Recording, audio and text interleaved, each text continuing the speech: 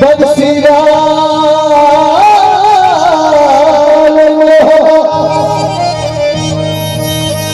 बंसी मधुर बजा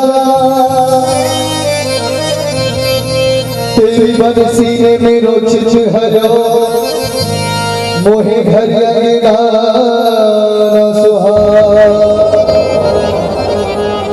बोलिए हरियाल की चलो मन श्री वृंदावन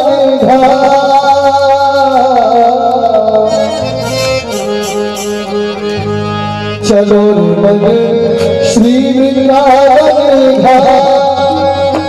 रथ के वहाँ राधा राधा राधा राधा राधा मिलेंगे कुंज बिहारी ओ भिगे कामकारी। श्री राधे सभी मीठी मीठी तालियों से गुणगान करेंगे सुभाने बिहारी का राधा रानी सरकार का और कहना है चलो मन श्री वृंदावन चलो मन श्री वृंदावन चलो मन श्री वृंदावन चलो मन श्री वृंदावन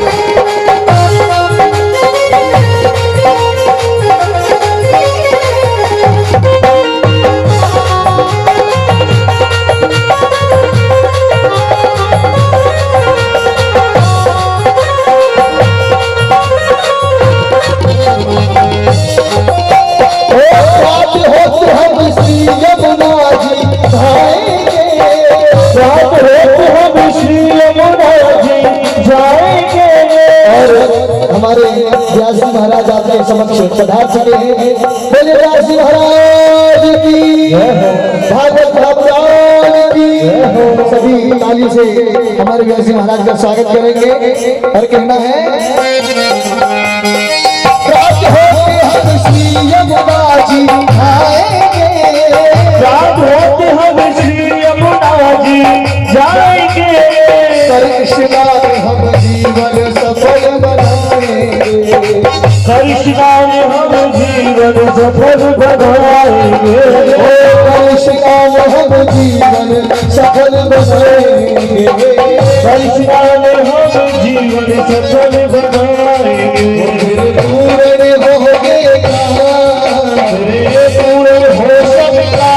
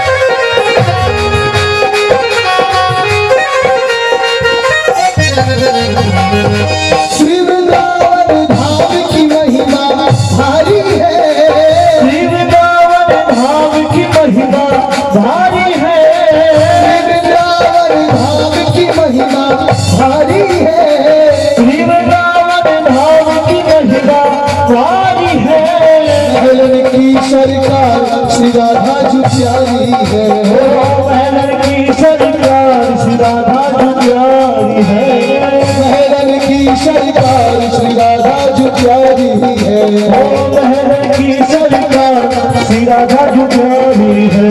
भज के खावा खा, भज के खावा खा, रट के बहारा धरा धरा धरा धरा धरा धरा धरा धरा मिलेंगे कुंज बिहारी।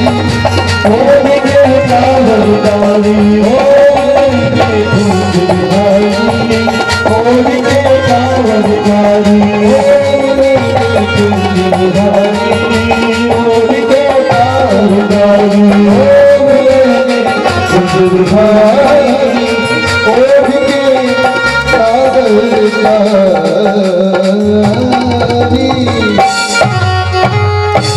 बोलिए माँ के हरिलाल की रात।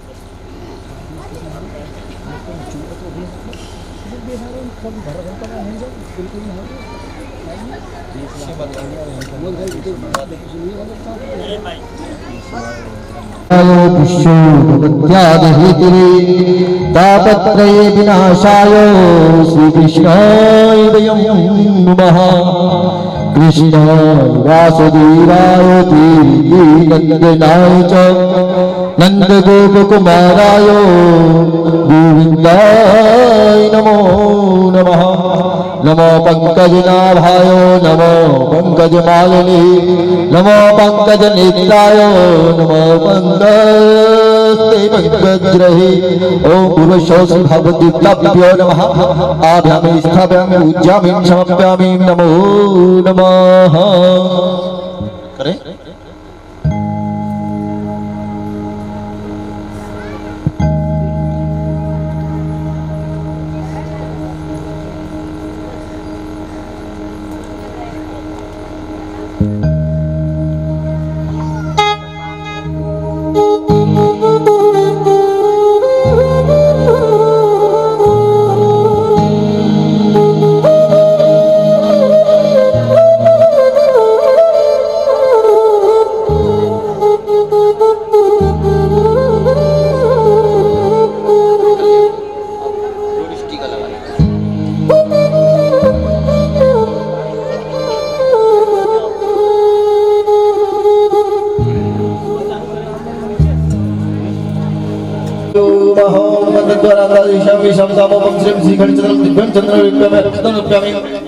चावल चढ़ा अक्षतम श्रीश्रेष्ठम अक्षतम पुष्पमाल्यादि निमाल्यदे मैतानि पुष्पाणि ग्रहणां परमेश्वरः पुष्पमालां समर्पयामि।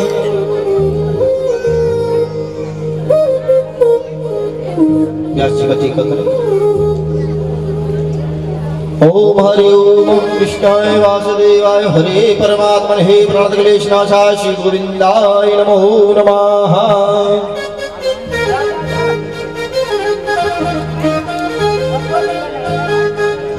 माल्यार्पण करें। माल्यादि मैतानि पुष्पाणि गृह्णामि परमेश्वरः पुष्पं समर्पयामि। ताजराय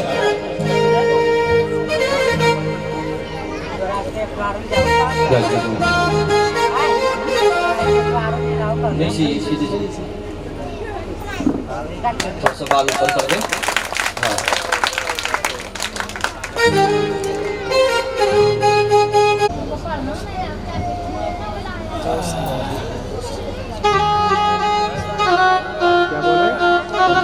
हाँ से मुखार बनिया जाय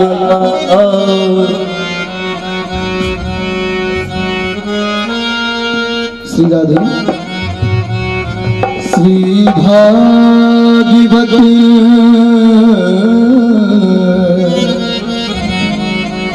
श्री भागवत भगवान की है आरती। पापियों को पाप से है आरती। श्री भागवत भगवान की है आरती। पापियों को पाप से है ओ श्री भागवत भगवान की है आरती। पापियों को पाप से है आरती। भागवत भगवान की है आरती। पापियों को पाप से है आरती। अमर भक्ति मुक्ति भक्ति पंचम वेद करने वाला, वो जब ज्योति जगाने वाला। ये अमर तत्व ये गोद तत्व ये परचाले फिराला, वो ज्योति जगाने वाला। हरि नाम यही हरि धाम यही, हरि नाम यही हरि धाम यही, हरि नाम यही हरि धाम यही, हरि नाम यही हरि धाम यही। सबके मंगल की आरती, पापियों को पाप से है तारती। भगवत भगवान की है आरती, पापियों को पाप से है तारती।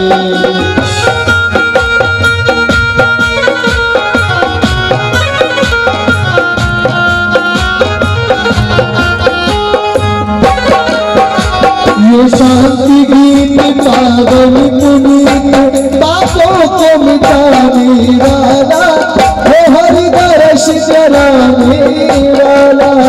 ये शांति गीत पावन पुनीत, पापों को मिटाने वाला, वो हरि दर्श कराने वाला।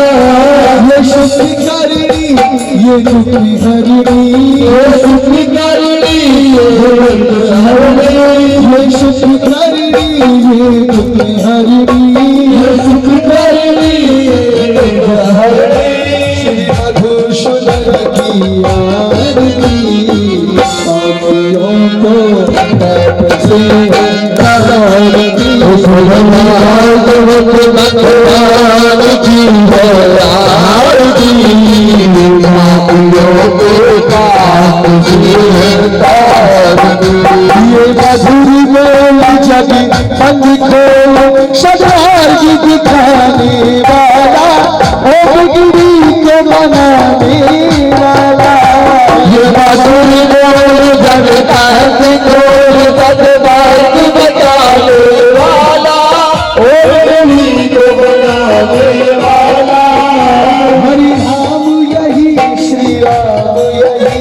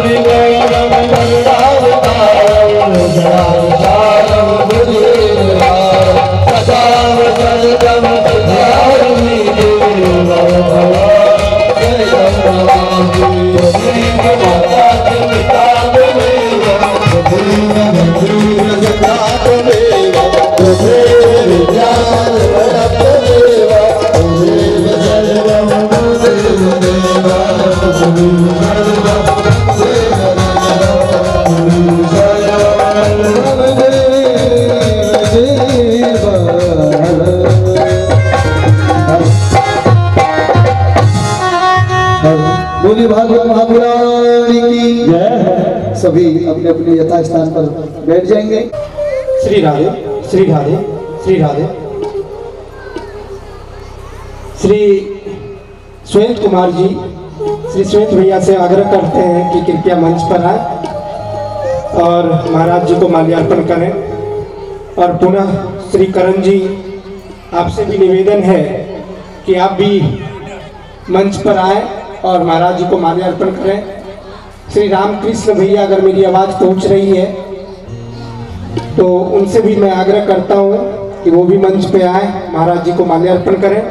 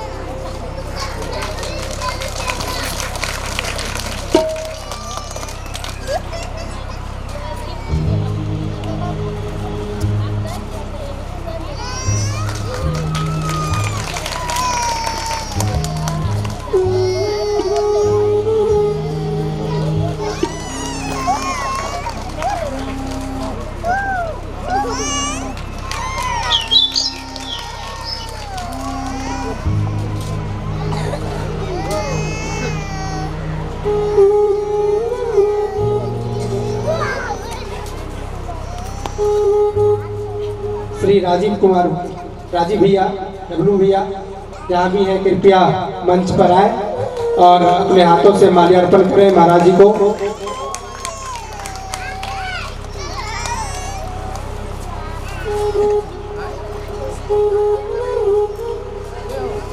अरे रे रे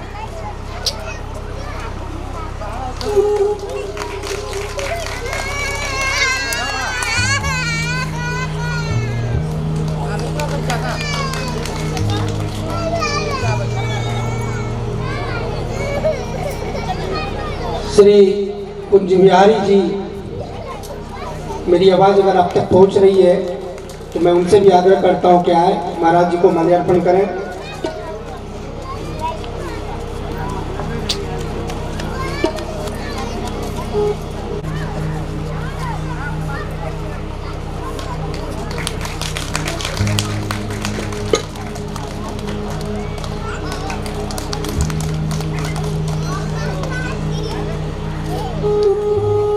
पुनः अब समय का अभाव है, अब आगे और प्रतिदिन सम्मानित का कार्यक्रम चलता रहेगा। अब महाराज जी के श्री चरणों में समर्पण।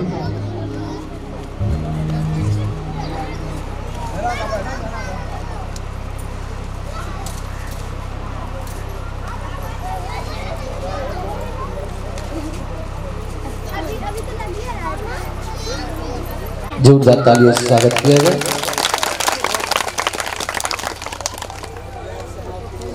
जय हो। ये प्रयागराज की सौगात है व्यास जी के लिए।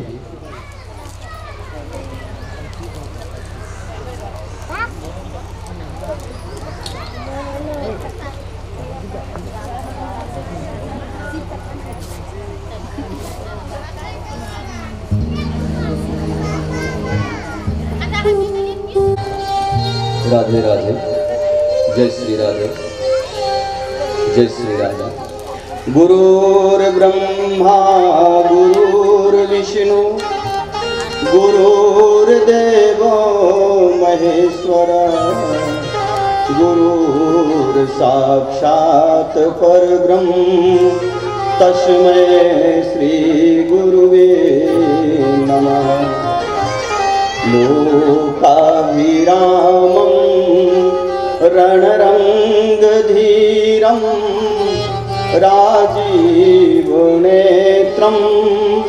रघुवंशनाथं कारुण्यरूपं करुणाकरन्तं श्रीरामचन्द्रं शरणं प्रपद्ये। श्रीरामचन्द्रं शरणं प्रपद्ये। शानन्दमानन्द वने वसन्तम् आनन्दकन्दं हतपापवृन्दं वाराणसी नाथ मनाथ नाथं श्री विश्वनाथं शरणं प्रपद्ये। श्री विश्वनाथं शरणं प्रपद्ये। मनोजवं मारुततुल्यवेगं जितेन्द्रियं बुद्धिमतां वरिष्ठं वातात्मजं वानरायुधमुख्यं श्रीरामदूतं शरणं प्रपद्ये। श्रीकृष्णाय वासुदेवाय देवकीनन्दनाय च नन्दगोपकुमाराय गोविन्दाय नमो नमः। श्रीकृष्णं नारायणं वन्दे कृष्णं वन्दे व्रजप्रियं श्रीकृष्णद्वैपायनं वन्दे कृष्णं वन्दे पृथासुतम् वर्णानामर्थसङ्घानां रसानां छन्दसामपि मङ्गलानां चौकर्तारो वन्दे वाणि विनायको श्री राधे मेरी स्वामिनी मैं राधे को दास जन्म जन्म मोह दीजियो श्री वृंदावन को वास श्री वृंदावन को वास भलो जहाँ पास बहत जमुना पटरानी जो जन नहाय के ध्यान धरे बैकुंठ मिले तिनको रजधानी। बोल श्री वृंदावन बिहारी लाल की, श्री श्यावर रामचंद्र भगवान की जय। उमापति महादेव की, श्री हनुमंत जी महाराज की, समस्त ग्राम देवी देवता की, समस्त समाज की। बड़े चुके हैं। कल समया भाव में हम सबों ने थोड़ी बहुत कथा का श्रवण किया। आज बहुत बड़ा महोत्सव है। आज इस कथा पंडाल में ये श्रीमद्भागवत कथा पंडाल, ये सिर्फ कथा पंडाल नहीं है, ये श्री वृंदावन धाम है, अयोध्या धाम है। आज कैलाश की यह पावन धरती समस्त परसा बनियाचक के ग्राम में आज गुंजायमान हो उठेगी। आज भगवान भोलेनाथ का विवाह महोत्सव हम सब मनाएंगे। माता पार्वती और भगवान भोलेनाथ का विवाह महोत्सव समस्त नगरवासी आज मिलजुल कर पूरे हर्षोल्लास के साथ भगवान भोलेनाथ और माता पार्वती के विवाह महोत्सव में हम सभी भाग लेंगे। बोलिए ओम नमः पार्वती पते शिव हर हर महादेव। हे भोलेनाथ, हमारी आवाज अगर कैलाश तक पहुंच गई हो तो मैं आपसे निवेदन करना चाहूंगा कि आज हम समस्त नगरवासी आपको दुल्हा सरकार के रूप में देखना चाहते हैं। आप दुल्हा सरकार बनकर आए और माता पार्वती को हम लोग सजा धजा कर आज आपके विवाह का मंगल गान गाएंगे। आपकी कीर्ति का हम लोग गुणगान करेंगे। बड़ी श्रद्धा भाव से, विनम्र भाव से अपने हृदय के दरवाजे को खोल कर रखें, क्योंकि अगर रुकावट अगर हो गई, अगर हृदय के दरवाजे अगर कभी बंद और कभी अगर खुलने लगे तो पता नहीं जब जो जाना चाहिए वो नहीं जा पाएगा। इसलिए अपने हृदय के दरवाजे को खोल कर रखें। आंख बेशक आपके बंद हो जाएं, चिंता नहीं करना है, लेकिन आपके हृदय के दरवाजे खुले रहें और भगवान की स्तुति का गुणगान करते रहें। आज भगवान भोलेनाथ का साक्षात हम लोगों को दर्शन मिलेगा। ऐसी भावना के साथ कथा पंडाल में बैठे आज भगवान के दर्शन होंगे। माता पार्वती साक्षात हम लोगों को आशीर्वाद देगी, क्योंकि इतना बड़ा महोत्सव हम लोग मना रहे हैं। आज भगवान भोलेनाथ माता पार्वती का विवाह महोत्सव समस्त नगरवासियों के सहयोग से आज यह कार्यक्रम आगे बढ़ता जा रहा है। आप लोगों का स्नेह, आप लोगों का आदर, आप लोगों का समान भाव पहले ही दिवस से देखने को मिल गया। आपने इस चिलचिलाती धूप में आपके पैरों के नीचे न जाने कितने कंकड़ पत्थर आए, उन सबको आपने रौंदते हुए आपने कलश यात्रा की, आपने नगर भ्रमण किया। और जहां जहां भी हम लोग गए पूरे नगर के लोग काफी हर्षोल्लास के साथ सब लोग लगे हुए थे। कोई सड़क पर पानी छींट रहा था, कोई जल पिला रहा था, कोई शरबत पिला रहा था। इतना भक्ति भाव था। और अपने ग्राम में ही नहीं, मैंने आज पड़ोस के ग्राम में भी देखा, हमारे 12 टीकर के भी सभी लोग लगे हुए थे बड़े श्रद्धा भाव से। वहां से हम लोग आगे बढ़े, लपटोलिया के भी लोग अपनी बाह फैलाए खड़े थे। और बनियाचक के लोगों ने तो हम सबको हृदय से लगा लिया। बाबा भोलेनाथ के प्रांगण में हम लोगों को आसन देकर जलपान कराया। और हम लोग धन्य हो गए। और वहीं से हम लोगों ने भगवान भोलेनाथ को आमंत्रित किया कि हे महादेव, आप आए मेरे दरबार में। 33 करोड़ देवी देवताओं की मौजूदगी आज इस कथा पंडाल में है। और आज हम सभी नगरवासी मिलजुल कर आज भगवान भोलेनाथ का विवाह महोत्सव हम लोग मनाने जा रहे हैं।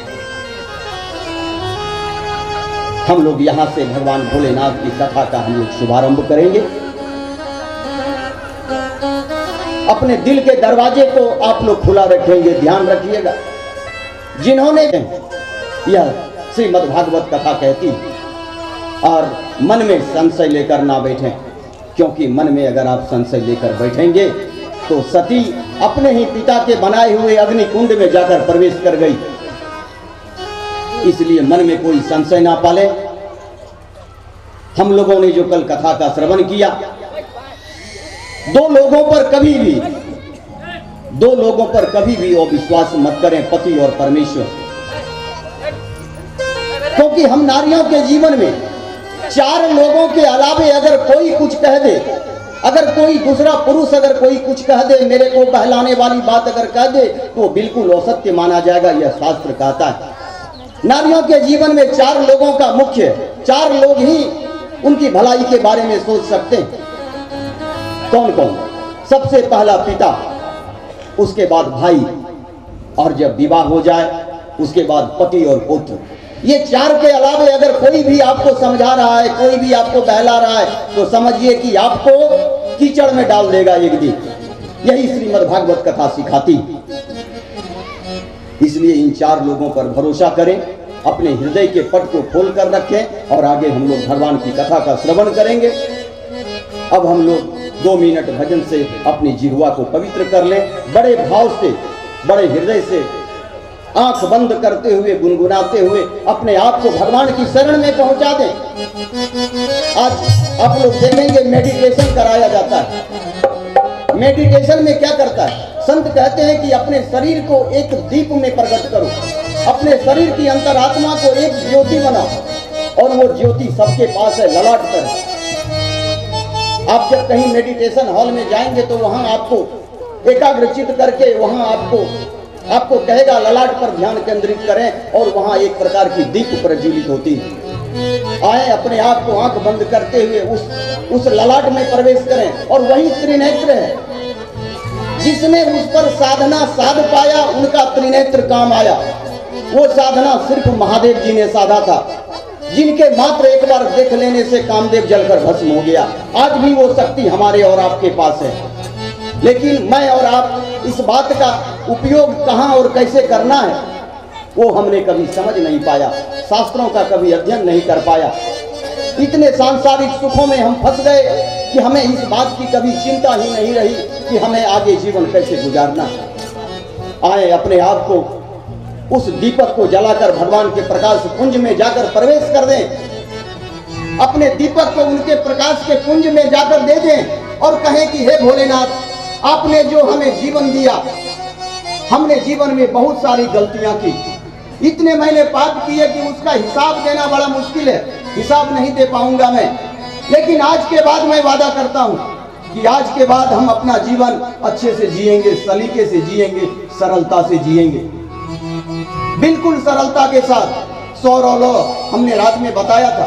और भगवान को राम बड़े प्यारे हैं, और जब आप सरल बन जाएंगे तो सीता जी, राम जी और लक्ष्मण जी के दर्शन आपको हो जाएंगे। और जब 3 लोगों के दर्शन हो जाएंगे तो शिव जी तो आपके पीछे पीछे चल देंगे। सरलता बनाएं। और कभी भी अगर आपको लगे कि हमारा हृदय बेचैन हो गया तो भगवान का ध्यान करें, और श्रीमद् भागवत कथा के रसपान से, भगवान के ध्यान से कभी आपको विचलित नहीं होने देगा। यह धर्म कहता है, यह शास्त्र कहता है। भगवान भोलेनाथ ने कहा है कि जो भगवान का स्मरण करेगा, जो ठाकुर जी का ध्यान करेगा, उनके जीवन में कभी भय व्याप्त नहीं होगा। इसलिए ठाकुर जी का ध्यान करें। और एक दिन यह शरीर सबको छोड़कर जाना है, हमें भी जाना है। बड़े बड़े संत ऋषि मुनि भी गए, शरीर छोड़कर जाना है। और शरीर छोड़ते समय पश्चाताप नहीं होनी चाहिए कि हमारा शरीर जा रहा है। जब आप अपने आप को भगवान के उस प्रकाश पुंज में ले जाएंगे तो आपको एक असीम शक्ति का अनुभव होगा, और वो असीम शक्ति आपके भीतर है। और जब अंत समय आए तो अपनी आत्मा को अपनी हथेली पर रख सकें और कह सकें तुभ्यं वस्तु गोविंदं तुभ्यमेव समर्पय। हे गोविंद, ये आत्मा आपकी दी हुई थी, आप ले ले, मैं जा रहा हूँ, हमें मुक्त करें। इतनी साधना, इतनी भक्ति के साथ इतना प्रगाढ़ भाव दिखाएं भगवान के प्रति और आए 2 मिनट का भजन करें बड़ी श्रद्धा के साथ। उसके बाद हम लोग कथा में प्रवेश करेंगे।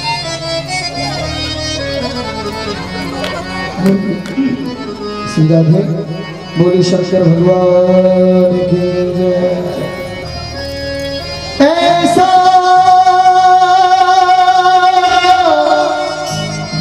बिगड़ी बनाने वाला और नहीं,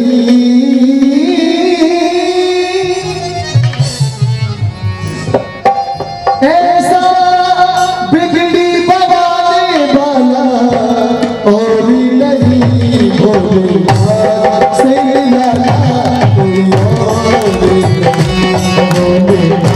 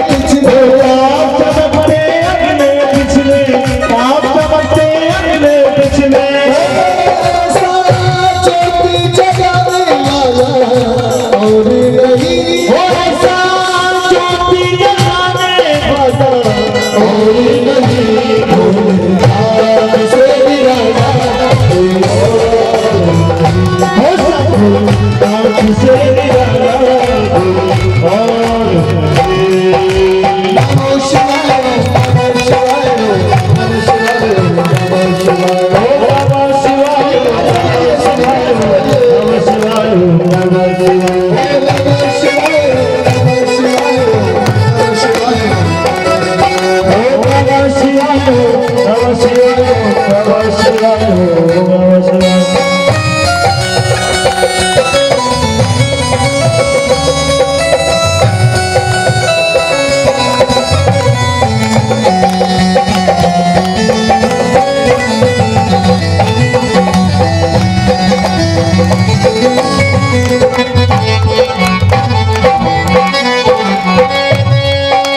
तुमने जग का कष्ट मिटाया, मुझको स्वामी क्यों बिसराया? मुझको स्वामी क्यों बिसराया मुझको स्वामी क्यों बिसराया तुमने जग का कष्ट मिटाया, मुझको स्वामी क्यों बिसराया? मुझको स्वामी क्यों बिसराया मुझको स्वामी क्यों बिसराया अब तो मुझको बचाने वाला और नहीं, अब तो मुझको बचाने वाला कोई नहीं से निराला कोई और नहीं।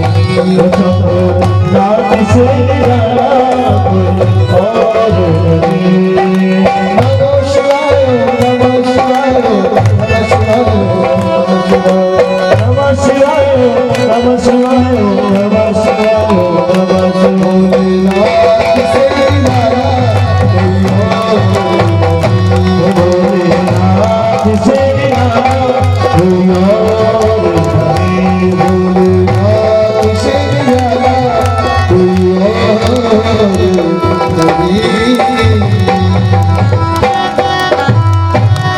बोली शंकर भगवान की। मैया पार। और अब हम लोग आज की कथा में प्रवेश करते हैं।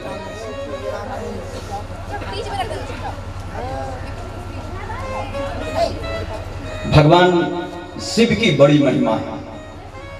हमारा जीवन उनकी आराधना के बगैर व्यर्थ है, क्योंकि रामचरितमानस में भी कहा है, आपने सुना होगा, जब देवर्षि नारद जी ने भगवान श्री हरि नारायण को जब श्राप दिया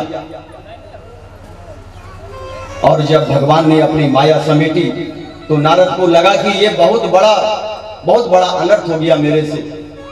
हे प्रभु, हमें रक्षा करें, हमारी रक्षा करें, आप हमें क्षमा करें। भगवान सब जान रहे थे। भगवान ने कहा कि नारद, सबसे पहला कि आपने भगवान शिव का कहना नहीं माना। भगवान शिव ने रोका था कि नारद जी, जो बात आपने हमें बताई वो बात श्री हरि नारायण को मत बताना, अन्यथा अनर्थ हो जाएगा। और जब अभिमान सर पर चढ़ जाता है तो अच्छे बुरे की पहचान नहीं होती। लोग क्या कहते हैं ये हमारे दिमाग और हमारे ध्यान में नहीं रहता, क्योंकि क्रोध ये सबसे बड़ी समस्या है। हम लोगों ने सुना है कि जब धनुष यज्ञ हो रहा था और धनुष यज्ञ में जब रामचंद्र जी ने धनुष को तोड़ा, उसी समय परशुराम जी महेंद्र पर्वत पर तपस्या कर रहे थे और धनुष की टंकार सुनते ही वहां से क्रोधित होकर दौड़े। क्रोध से लाल थे, सर पर त्रिपुंड लगा हुआ, बड़ी बड़ी जटाएं, लंबे लंबे गर्दन, लंबी भुजाएं, हाथ में फरसा लिए हुए, एक हाथ में धनुष। किसने तोड़ा मेरे शिव के धनुष को? अहंकार वश ये किसने तोड़ा? ये धनुष उनका परशुराम जी का नहीं था, लेकिन ये धनुष परशुराम जी के गुरुदेव भगवान शिव का धनुष था, इसलिए उनको क्रोध आया। लेकिन इतना क्रोध अच्छा नहीं है कि आप सामने वाले को पहचान ना पाए कि सामने वाला कौन है, और क्रोध में लोग सामने वाले को भी बुरा भला कह देते हैं। ये तनिक भी चिंता नहीं करते कि सामने वाला का कद क्या है। परशुराम जी ने कहा कि किसने तोड़ा मेरे धनुष को? हमारे आराध्य के धनुष को किसने तोड़ा? सब लोग चुप थे, डरे हुए थे। जनक जी काफी डर गए थे, लेकिन भगवान श्री रघुनाथ जी ने कहा, नाथ शंभुधन भंजनिहारा, होई है को एक दास तुम्हारा। हे नाथ, उस धनुष को भला कौन तोड़ सकता है? अगर उस धनुष को किसी ने तोड़ा है तो वह कोई आपका दास ही हो सकता है। देखिए कितनी विनम्रता के साथ भगवान श्री रघुनाथ जी ने कहा। ये विनम्रता हमें सिखाती कि सामने वाला चाहे कितना हो क्रोध में हो, आप क्रोधित मत होइए, क्योंकि आग से आग नहीं बुझती। आग से आग हमारे यहां बुझने का प्रमाण ही नहीं है। आग को पानी से बुझाया जा सकता है, शीतलता से बुझाया जा सकता है।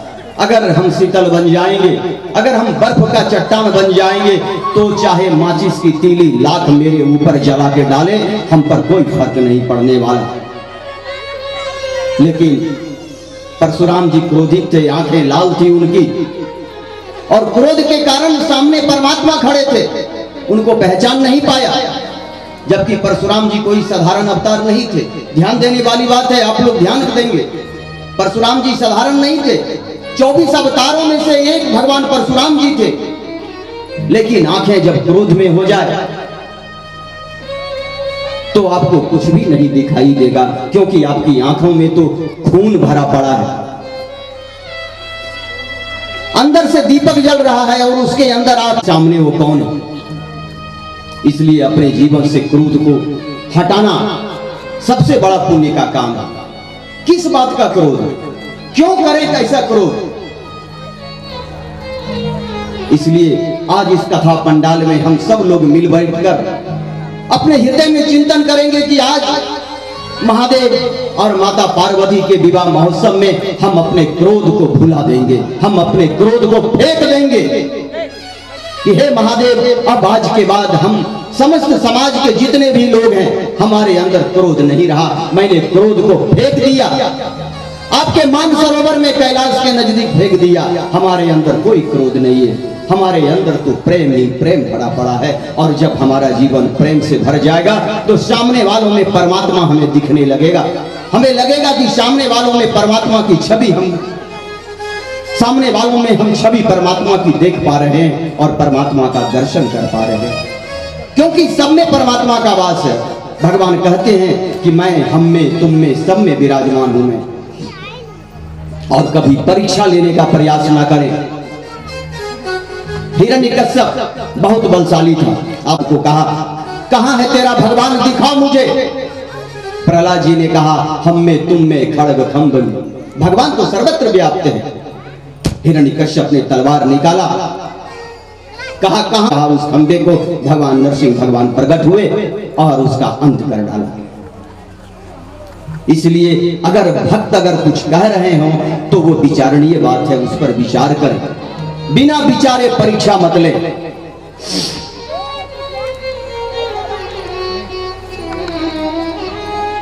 आज भगवान शिव के विवाह महोत्सव में हम अपने अंतर दिया करते हैं, हमें उन्हें भी क्षमा कर देना चाहिए, कोई बात नहीं। हम सब समाज के लोग हैं, हमारे बच्चे हैं, हमारे घर हैं, हमारे परिवार के लोग हैं। अगर थोड़ी बहुत गलती हो गई तो हो गई। हम लोगों ने कल मांडव ऋषि की कथा सुनी थी।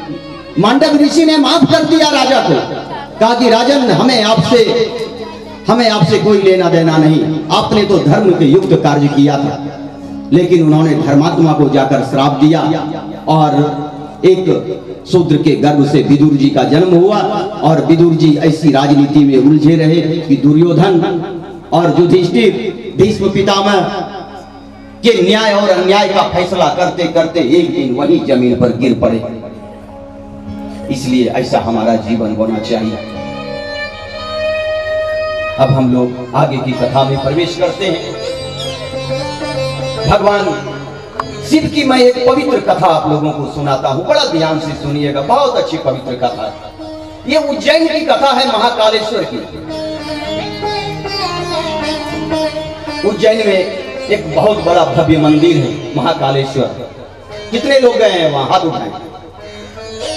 जय हो, वाह, बड़े भाग्यशाली हैं आप लोग। ये उज्जैन की कथा है। उज्जैन महाकालेश्वर मंदिर में एक संत रहा करते थे। उनका काम था भगवान की सेवा करना। भगवान की सेवा भाव में वो संत लगा करते थे। घर से कुछ दूरी पर उनका आना जाना होता है। मंदिर से कुछ दूरी पर उनकी कुटिया थी, वो आते और जाते थे। रास्ते में एक बालक मिला। उस बालक ने कहा कि बाबा, रोज आप कहां आते और जाते हैं? बोला ठीक है, मैं तुम्हें बाद में बताऊंगा, अभी तेरी उम्र बहुत छोटी। लेकिन फिर साल भर बाद पूछा, फिर 2 साल बाद पूछा। बोला मैं तो मंदिर जाता हूं, महाकालेश्वर मंदिर, महा भगवान में ठाकुर जी की सेवा किया करता हूं। बोला बाबा मुझे ले चलेंगे, मैं भी उनकी सेवा करूंगा। बोला तेरी अभी उम्र छोटी, तू क्या सेवा करेगा, अभी तू बड़ा हो जा। लेकिन उस बालक ने जिद कर दिया कि बाबा नहीं, मैं भी सेवा करूंगा, और हमारी उम्र को देखकर आप मुझे सेवा से वंचित नहीं रख सकते। बालक बड़ा जिद्दी था। कुछ दिन बाद बोला कि ठीक है तुम चलो मेरे साथ। बड़ी ध्यान से कथा सुनिएगा, ये कथा हमारे जीवन से जुड़ी हुई कथा है। इस कथा से हमारा जीवन सार्थक हो जाएगा। बड़ी अच्छी कथा है, ध्यान से सुनेंगे। जाने दे दुनिया को, दुनिया कहाँ जा रहा है हमें उसकी चिंता नहीं करनी है, हमें अपना जीवन सफल करना है। इसलिए पूरी पवित्रता के साथ कथा का श्रवण करें। वो बालक जिद्दी था और चल दिया। कुछ दिन बाद पता चला, जब पूछा कि तुम्हारा घर कहाँ है, बोला मेरा तो घर इसी जगह पड़ोस में है। बोला क्या नाम है, क्या नाम है तुम्हारे पिताजी का? तो बोला पिताजी तो मुझे हमको नहीं है, तब अब्बा है मुझे। देखिए कितनी बड़ी विडंबना आ गई संतों के पास। ये सनातन धर्मावलंबी और बच्चे की भावना इतनी अटल। वो मुस्लिम समुदाय से था, लेकिन बाबा उसे छोड़ नहीं सके। बच्चे ने कहा, बाबा ने कहा कि तुम देखो मुस्लिम हो, तुम हमारा मंदिर नहीं जा सकते। उस छोटे से बच्चे ने जो कहा, बाबा को हिला दिया, उनकी अंतरात्मा को झकझोर दिया। बच्चे ने कहा कि बाबा भगवान भी हिंदू मुस्लिम देखा करते हैं क्या? बाबा को बड़ा सदमा लगा। कहा कि मैं तेरी भक्ति से बालक बहुत प्रसन्न हूं, तुम एक काम करो, तुम सादे लिबास में रहो, लेकिन चलो हम तुमको काम लगा देते हैं, लेकिन ध्यान रहे तुम कभी गर्भगृह में मत जाना, जहां भगवान की प्रतिमा रखी होती है ना, वहां तुम कभी मत जाना। गर्भगृह के बाहर से ही तुम झाड़ू पोछा लगाना, तुम्हारा यही काम रहा। और तुम्हें हम तुम्हारी मजदूरी दे दिया करेंगे, जिससे तुम्हारा घर चलता रहे। एक बूढ़ी माँ थी, धीरे धीरे काम चलता रहा। साधु संतों ने कभी पूछा नहीं कि ये किस जाति के लोग हैं। काम चलता रहा, धीरे धीरे उसका नाम था काले खान। काले खान धीरे धीरे बड़ा हुआ, 18, 20 से 21 साल का हुआ। उसके परिवार वाले लोग उस पर शादी का दबाव बनाने लगे। काले खान ने कहा कि मुझे विवाह नहीं करनी, क्योंकि जिसने मुझे मंदिर में लाया है उसने विवाह नहीं किया। परिवार वालों ने दबाव डालना शुरू किया कि अरे तुम कहां उसब के फेर में हो, वो तो हजार हजार वर्ष तक तपस्या करते हैं, बाल बच्चे भी उन्हें नहीं होते हैं, लेकिन हम लोगों को तो संख्या बढ़ाना है। और काले खान विवश हो गया। काले खान ने ठाकुर जी से कहा कि हे प्रभु, मैं विवाह करना नहीं चाहता, आप हमारी अंतरात्मा की बात को सुने। वो काले खान कभी मंदिर में गर्भगृह में नहीं गया, लेकिन गर्भगृह का जब दरवाजा खुलता था तो उस भीड़ में काले खान छुपकर भगवान का दर्शन किया करता था। दूर से भगवान की सिर्फ आंखें उनको दिखाई देती थी काले खान को। देखिए क्या प्रभाव था। काले खान ने कभी भगवान के पूरे स्वरूप का दर्शन नहीं किया। काले खान ने भगवान के समस्त विग्रह का दर्शन नहीं किया, सिर्फ भगवान की आंखें दिखाई देती थी। कभी कभी जब भक्तों की भीड़ में कोई ओझल होता था तो काले खान भगवान के विग्रह में सिर्फ आंख ही दिखता था। काले खान ने भगवान से कहा कि हे भगवान, हमें विवाह नहीं करना, अगर मैं विवाह करूंगा तो फिर आपकी सेवा नहीं कर पाऊंगा, आपकी सेवा में विघ्न हो जाएगी।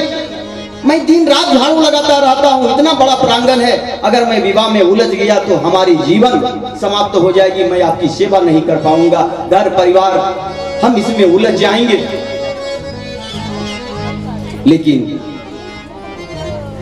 परिवार वालों ने जबरदस्ती उसका विवाह करा दिया। काले खान विवश हो गया। काले खान विवाह के पश्चात विवाह में उसने कह दिया कि सुनो भाई, विवाह तो हम करेंगे, लेकिन मैं ठाकुर जी की सेवा में कोई कमी नहीं करूंगा। बोला ठीक है, पहले विवाह तो कर लो, वो झाड़ फूक वाली आएगी तो झाड़ फूक के अपना अपना काम निकाल लेगी। झाड़ फूक वाली का मतलब समझ रहे हैं आप लोग कि विवाह होगा, पत्नी आएगी तो वो अपने सलट लेगा कैसे इसको सलटना है। लेकिन काले खां की सिद्धि, काले खां का वैभव, काले खां की प्रतिज्ञा दृढ़ थी, उसने छोड़ा नहीं और ठाकुर जी की सेवा में लगा रहा।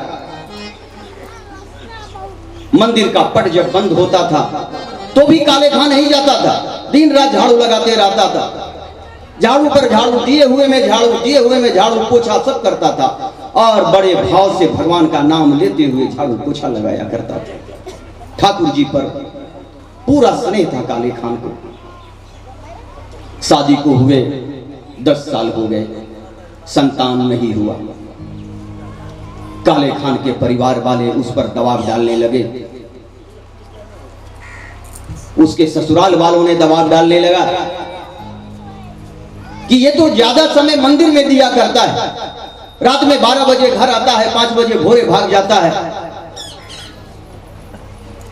और ये तो जाता है कहां, बोलता है ठाकुर जी का सेवा करते हैं। तो अरे ठाकुर जी का सेवा करते हो तो पुत्र मांग लो, या नहीं तो चले जाओ मस्जिद में, वहां इबादत करो, नमाज पढ़ो, हमारे जो बादशाह हैं उनका गुणगान करो, देखो तुम्हें पुत्र हो जाएगा।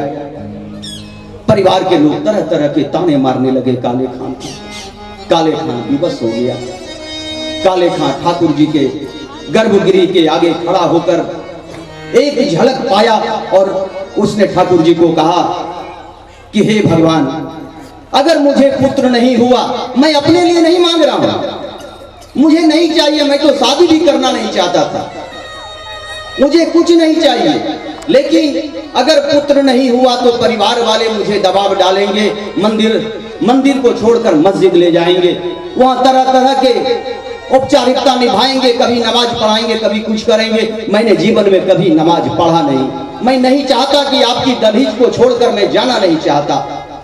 हे ठाकुर जी, मुझ पर कृपा करें, मेरे लिए ना सही मेरे परिवार वालों के लिए एक बालक दे दें, ताकि मैं सुखी पूर्वक आपकी सेवा कर पाऊं। देखिए क्या भाव था, ये भाव था काले खान का, और यही भाव हम सभी के अंदर होनी चाहिए। अपने लिए कुछ नहीं मांगा, परिवार वालों के लिए मांगा। ठाकुर जी उसकी बात को समझ गए। उसी दिन ये कहकर काले खान बैठ गया उनकी दहलीज पर कि घर भी जाते हैं तो वहां भी तरह तरह के टेंशन, क्या करूं, चलो बैठ जाता हूं। बैठ गया दहलीज पर। मंदिर से दर्शनार्थी आ रहे थे, जा रहे थे, आ रहे थे, जा रहे थे। मंदिर का पट बंद हुआ और आंखें बंद कर भगवान का स्मरण कर रहा था। उसी आने जाने के क्रम में एक सेब काले खान के गोद में गिर पड़ा। कैसे गिरा ये भगवान जाने, भगवान की लीला अपरंपार। बैठा हुआ था काले खान, एक सेब उनकी गोद में गिरा और वो सेब उसने उठाया और अपने अंगूछे से उसको पोंछा और बड़ी ही विनम्रता के साथ लेकर वो दौड़ गया अपनी पत्नी के पास। बोला, लो हमारे ठाकुर जी ने तुमको वरदान दिया है, तुम खाओगे तो तुम गर्भवती हो जाओगी, पुत्र होगा, जाओ मैं वचन देता हूं। उसकी पत्नी ने कहा, ऐसा कभी हुआ है क्या?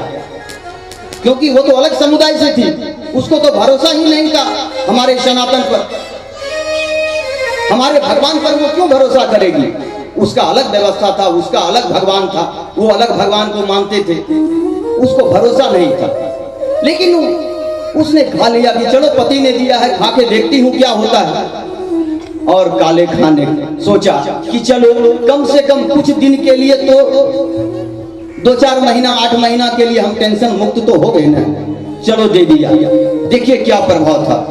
काले खान ने तनाव से बचने के लिए वो फल अपनी पत्नी को खिला दिया और कहा कि देखो हमारे पूजा पाठ में विघ्न मत करना, हमको पूजा करने दो। महीना 2 महीना हुआ, काले खान की पत्नी को भी आभास हुआ कि हमारे गर्भ में बालक है। परिवार के सब लोग खुश हो गए। तब से लेकर काले खान को एक भी दबाव नहीं डालने लगा। परिवार के लोगों ने कहा कि चलो उसको जाने दो, चलो बहुत अच्छी सेवा करता है ठाकुर जी की, तेरा गोद सुना था, कम से कम गोद तो भर गया। काले खान भी निश्चिंत हो गया कि भगवान आपने मुझे धन्य बना दिया। उस फल से हमारी पत्नी को एक पुत्र हुआ, मैं धन्य हो गया।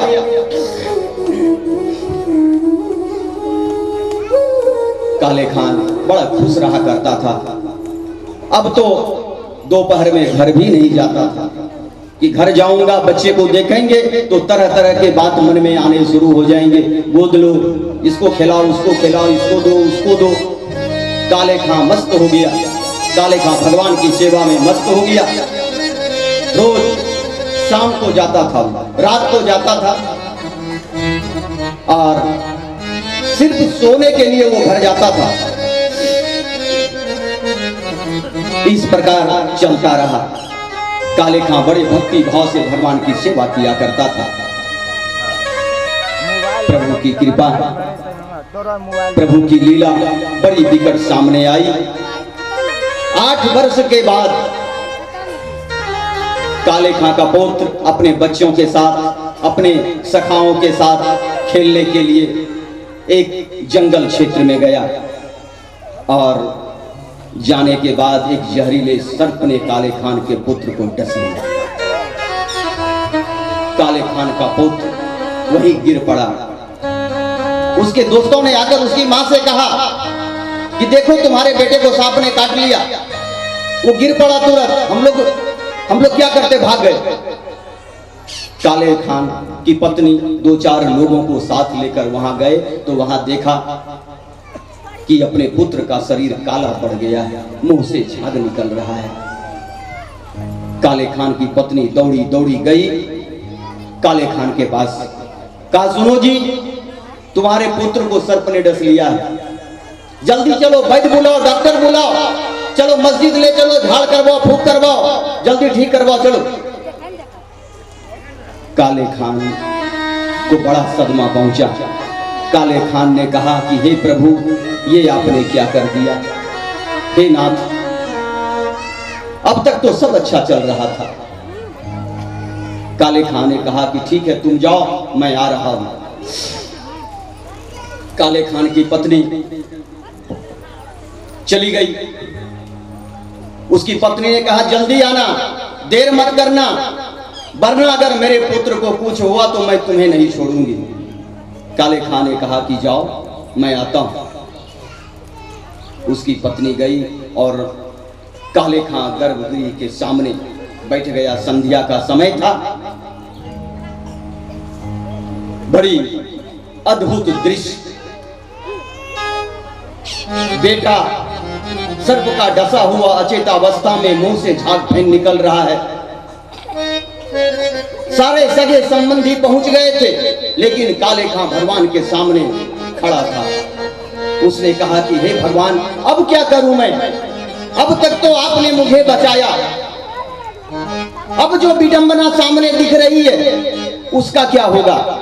मैं तो पहले आपको कह रहा था पुत्र मत दीजिए, आप देते नहीं तो ये लफड़ा क्यों होता? आपने दे दिया और अब अगर उसे कुछ हो गया तो परिवार वाले मुझे जीने नहीं देंगे, और अगर परिवार वालों ने मुझे आपके यहाँ से आने से रोक दिया नाथ, तो मैं जी नहीं पाऊंगा, मैं मर जाऊंगा, मैं आपकी दहलीज को छोड़ूंगा नहीं। हे नाथ, कोई ऐसा उपाय करो कि उसे जिंदा कर दो। काले खान का पूरा परिवार उसके पुत्र के पास खड़ा था। काले खान का उसकी प्रतीक्षा हो रही थी कि काले खान अब आएगा तब आएगा, लेकिन काले खान नहीं गया। उसकी पत्नी ने अपने पुत्र को उठाया। संध्या का समय हो रहा था, पट बंद हो चुका था और काले खान आंख बंद करके बैठा हुआ था। और उसकी पत्नी आई और उसकी पत्नी ने काले खान की गोद में वो बालक डाल दिया और कहा कि सुन लो, तुम कह दो अपने भगवान से, अगर हमारे पुत्र को कुछ हो गया तो मैं जीवन पर्यंत हम तुम्हें मंदिर में चढ़ने नहीं देंगे। और हाँ, ये भी कह देना तुम अपने भगवान से कि अगर मेरा पुत्र जीवित हो गया तो मैं आजीवन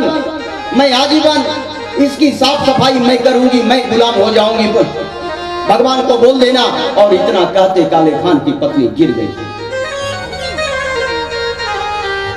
काले खान अपने पुत्र के अधूरे सब को गोद में पड़ा हुआ काले खान बड़ा विचित्र भाव में भगवान से अर्जी करता है, बड़े भावुक भरे भाव में।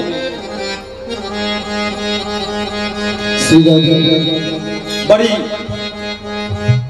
अच्छी विचारणीय प्रसंग। आज काले खान रो पड़ा भगवान के दरबार में, और कितनी अच्छी बात काले खान ने कही है, सुने।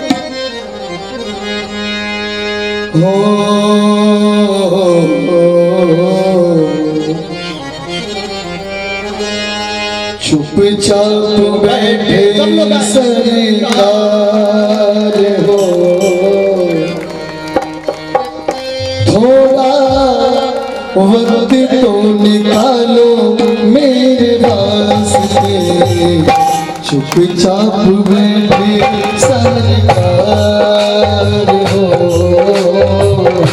चुपचाप बैठे सरकार, थोड़ा वक्त तो निकालो मेरे वास्ते।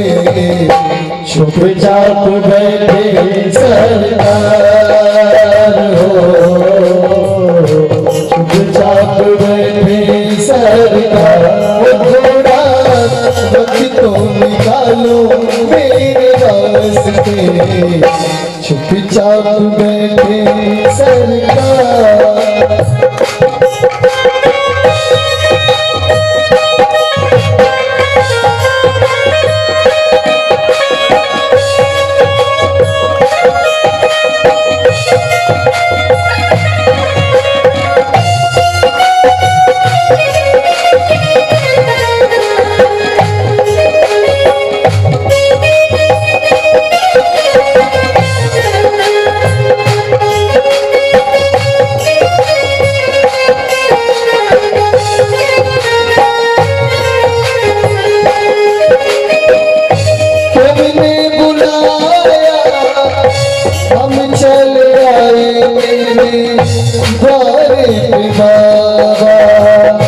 तुमने बुलाया हम चल आए तेरे द्वारे बाबा।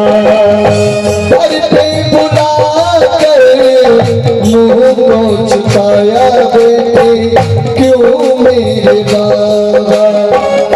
घर पे बुला के क्यों मुँह को छुपा के बाबा। गौरी करुणा एक बार हो, गौरी करुणा एक बार, थोड़ा वक्त तो निकालो मेरे रास्ते। चुपचाप बैठे सरकार हो, चुपचाप बैठे सरकार।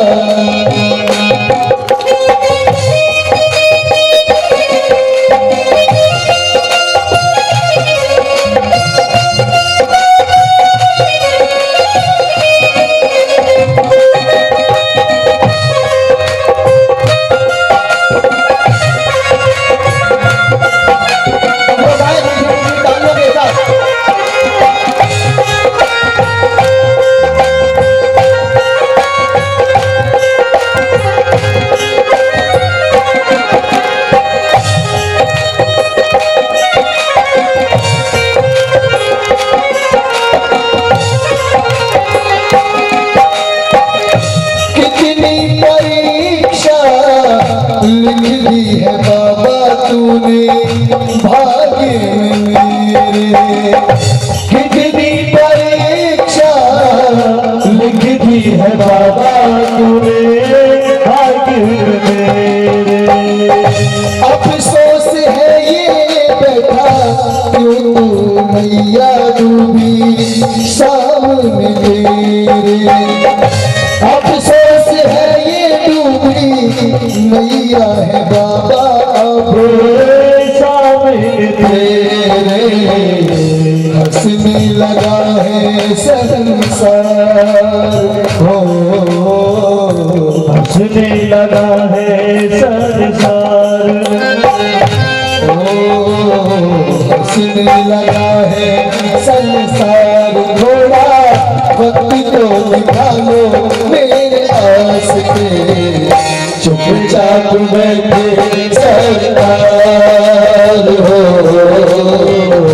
चुपचाप बैठे सरकार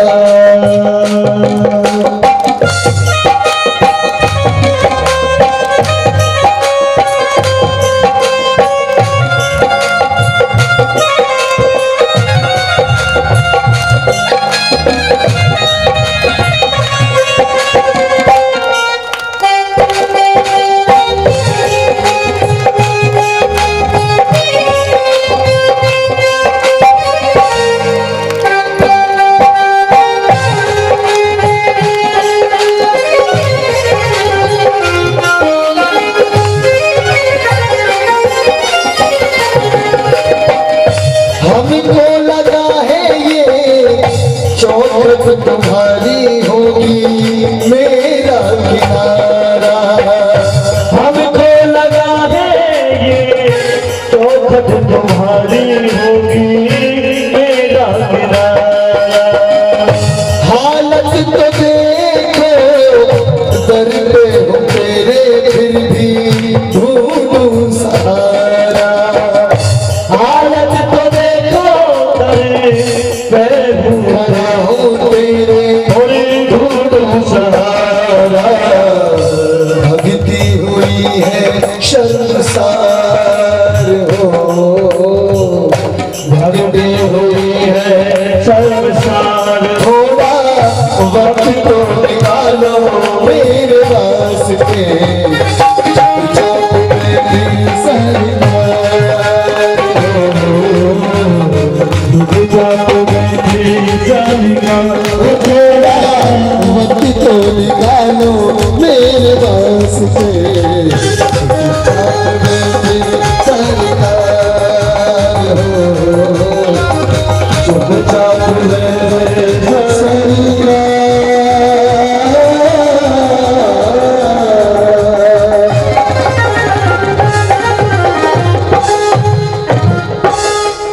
बोलिए बाकी भैया की जय।